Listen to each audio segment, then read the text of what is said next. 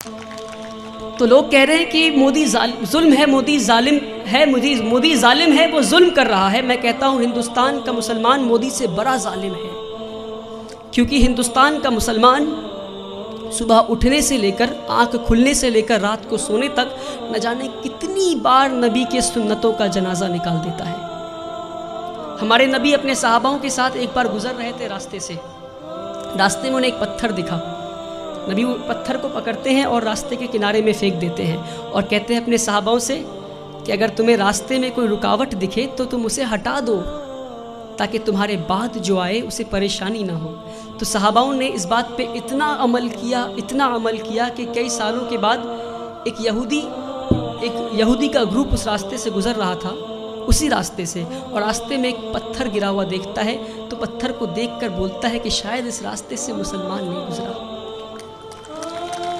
میرے بھائیوں، وہ تھا ان کا ایمان۔ اور ہم آج کہیں بھی بم پھٹتا ہے تو بولتے ہیں شاید مسلمانی ہوگا، کہیں بھی گولیاں چلتی ہیں تو کہتا ہے مسلمانی ہوگا۔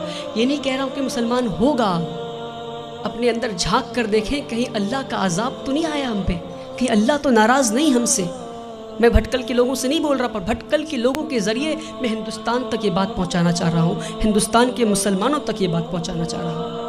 ایک بار ہمارے نبی صلی اللہ علیہ وسلم راستے سے گزر رہے تھے، ایک بوڑھی عورت کو دیکھتے ہیں، وہ اپنے سامان کو لے کر کھڑی تھی، تو مزدور کا انتظار کر رہی تھی وہ۔ تو نبی کریم جاتے ہیں، کہتے ہیں یار اے میری ماں، میں تمہارا مزدور بن جاؤں کیا؟ وہ پورے کائنات کے سردار مزدور بننے کو تیار ہو گئے، اور آج ہم اگر کوئی جوتا پلٹ رہا ہوتا ہے تو اسے سیدھا نہیں کر سکتے۔ یہ ہمارے مسلمانوں کی آج وہ عقر ہے، پتہ نہیں کس بات کی عقر میں جی رہے ہیں، جس کی امت اس بات کی عقر میں جی رہی ہے، اس کا رسول دوسروں کی مزدوری کرنے کو تیار ہو گیا تھا۔ کہتے ہیں اے ماں جی میں مزدور بن جاؤں تمہارا؟ ماں جی کہتی ٹھیک ہے، وہ بوڑھی عورت کہتی ٹھیک ہے، تو مجھے مکہ کے باہر چھوڑ دو۔ نبی کریم اس بوڑھی عورت کو مکہ کے باہر چھوڑنے جاتے ہیں، راستے میں بوڑھی عورت کہتی کوئی محمد آیا ہے، کوئی جادوگر ہے، اور گالیاں دینے لگتی محمد صلی اللہ علیہ وسلم کو۔ نبی کریم پیار سے شانتی سے مسکراتے ہوئے ان کی بات سنتے ہیں، مکہ کے باہر لے جا کر چھوڑ دیتے ہیں۔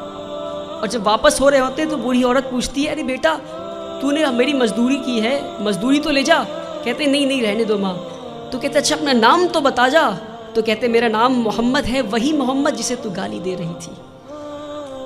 میرے پیارے بھائیوں، ہم اس نبی کی امت ہے، اس بات کو نہ بھولیں۔ ہمارے نبی سے زیادہ بڑا مثال سیکولرزم کا اس دنیا میں نہیں ہے، جس نے مزدوری کی اس غیر قوم عورت کی جو ان کو گالیاں دے رہی تھی، مسکراتے ہوئے اس کا کام کر دیا۔ اس نبی کی امت ہے ہم۔ جب طائف میں گئے تو انہیں اتنی پتھر ماری گئی کہ ان کا جوتا مبارک خون سے بھر گیا۔ تو جبرائیل امین نیچے آتے ہیں اور کہتے ہیں کہ اے نبی آپ کہیے تو ہم طائف ایک ویلی میں تھا، تو دو پہاڑ کے بیچ میں طائف والے لوگوں کو ہم کچل دیں گے۔ ہمارے نبی گھائل حال میں بھی پتھر کھا کے بھی کہتے ہیں میں تو یہاں رحمت کے لیے آیا ہوں۔ میرے بھائیوں، ہم اس نبی کی امت ہے، اس بات کو ہم نہ بھولیں۔ جس دن مسلمان اپنے نبی کی سنتوں کا جنازہ نکالنا بند کر دے گا، اس دن ہماری تقدیر بدل جائے گی انشاءاللہ۔ اللہ تعالی ہندوستان اور اہل ہندوستان کے دلوں میں اسلام کے لیے عزت اور مسلمانوں کے لیے پیار بخشے۔ اللہ تعالی اس دیش میں امن اور شانتی قائم کرے۔ وآخر الدعوانا والحمدللہ۔